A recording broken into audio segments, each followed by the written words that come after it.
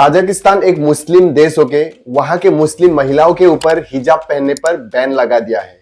Tajikistan ने हिजाब पर बैन लगा दिया है। ताजिकिस्तान बैंड वहां हिजाब पर बैन लगा दिया गया है। Tajikistan band the wearing of the हिजाब। जी हाँ, तो ये कब बैन किया था, किसने बैन किया था और किस लिए बैन किया था, और उसके साथ साथ आप लोग को ये भी बताऊंगा अगर कोई कानून तोड़ता है तो कितने रुपए का जुर्माना हो सकता है, और इसे कौन से देश है जहां पे हिजाब पहनना मैंडेटरी है मुस्लिम लोगों को, और क्या इंडिया में हिजाब बैन है, अगर बैन है तो हमारे देश हमारे इंडिया में कौन से स्टेट में हिजाब बैन है उसके बारे में बताऊं, और क्या वहां पे मुस्लिम महिलाओं के इस्लामिक महिलाओं को हिजाब पहनना ये एंशिएंट ट्रेडिशन था या नहीं, उसके बारे में हम लोग यहाँ पे बातचीत करेंगे। तो आइए सबसे पहले जानते हैं कि इसको कब बैन किया था, किसने बैन किया था और क्यों बैन किया था। उससे पहले आप लोग को बताऊं कि हिजाब का मतलब क्या है, व्हाट डज हिजाब मीन्स। हिजाब इज बेसिकली जो मुस्लिम जो वुमेन्स है वो लोग पहनते हैं, they worn around their head, you know, it's a scarf जो सर के ऊपर जो लगाते हैं उसको कहते हैं हिजाब। ओके, एंड हिजाब एंड बुर्का का जो डिफरेंसेस वो अलग अलग होता है, उसके बारे में आगे बताऊंगा।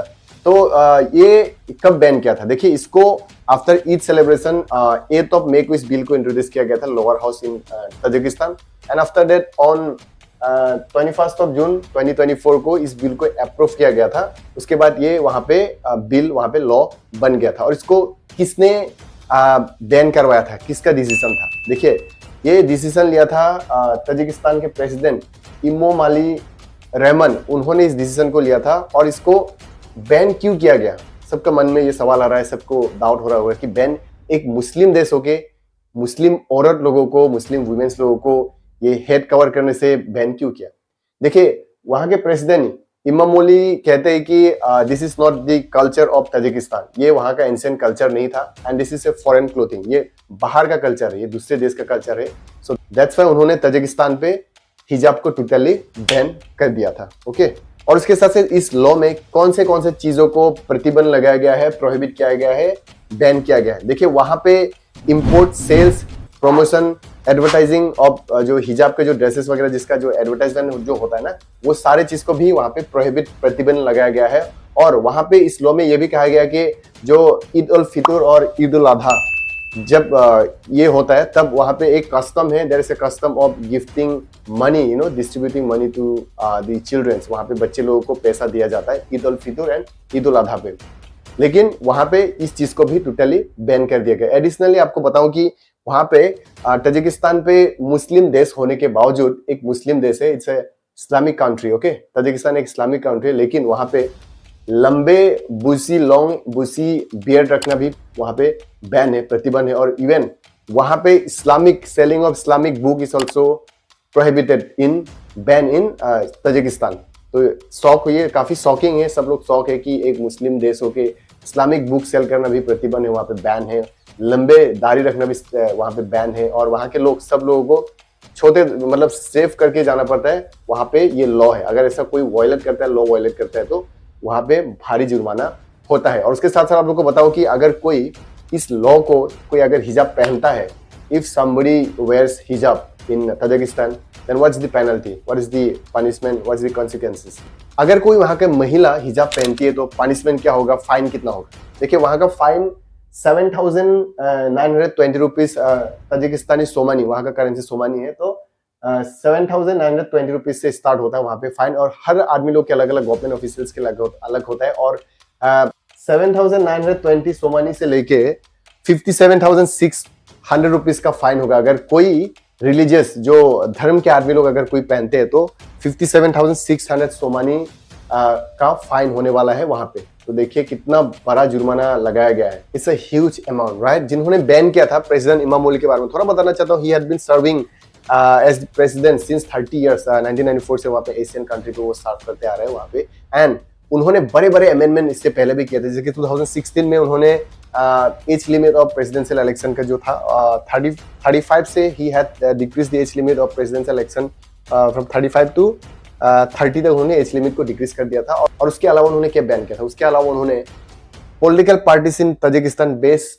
ऑन रिलीजन, मतलब रिलीजन के जो बेस्ड ऑन जो रिलीजन जो पॉलिटिकल पार्टीज होते हैं वहां पे, वो भी उन्होंने बैन कर दिया था। तो मतलब ऐसे बड़े बड़े अमेंडमेंट उन्होंने वहां पे किए हुए हैं।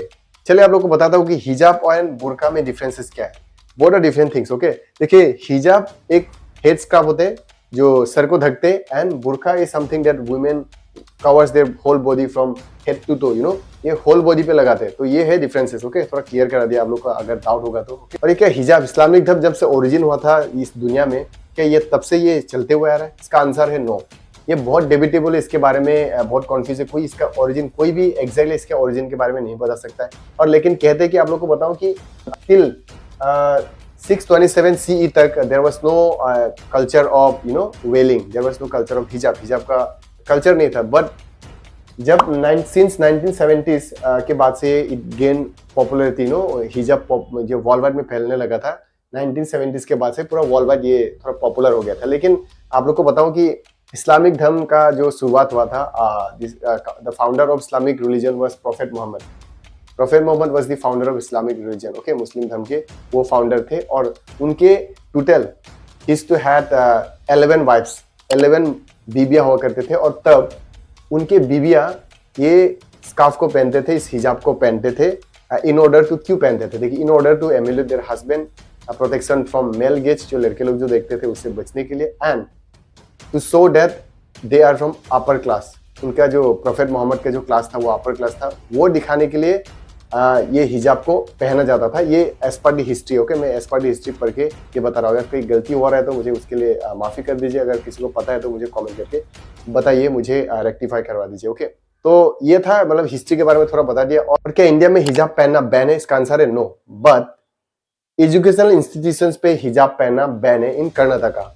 ऑन 15 मार्च 2022 कर्नाटका के हाईकोर्ट ने हिजाब पहनना इंस्टीट्यूशंस पे टोटली बैन किया था। और वहां पे उन्होंने ये भी कहा कि हाईकोर्ट ने ये भी कहा था कि uniform should be worn where policies exist and there should be no exception for any religious field. Religious field के लिए कोई एक्सेप्शन नहीं होगा, ऐसा कहा था। उसके बाद कर्नाटका में जितने भी एजुकेशन इंस्टीट्यूट सारी जगह पे इंप्लीमेंट किया गया था। बहुत सारे लड़की लोगों को, मुस्लिम लड़की लोगों को हिजाब पहन के जो जाते थे स्कूल में, इंस्टीट्यूशन, कॉलेज में, उन लोगों को एंट्री करने से मना कर दिया था। तो वहां पे टोटली हिजाब बैन है कर्नाटका पे। ओके, और इसके बारे में असम के चीफ मिनिस्टर ने भी एक स्टेटमेंट दिया था ऑन 11 फरवरी 2020। उन्होंने भी कहा था कि एजुकेशन इंस्टीट्यूशन है, uniform means everybody is equal, so education institution is not for fashion. से उन्होंने भी ये कहा था।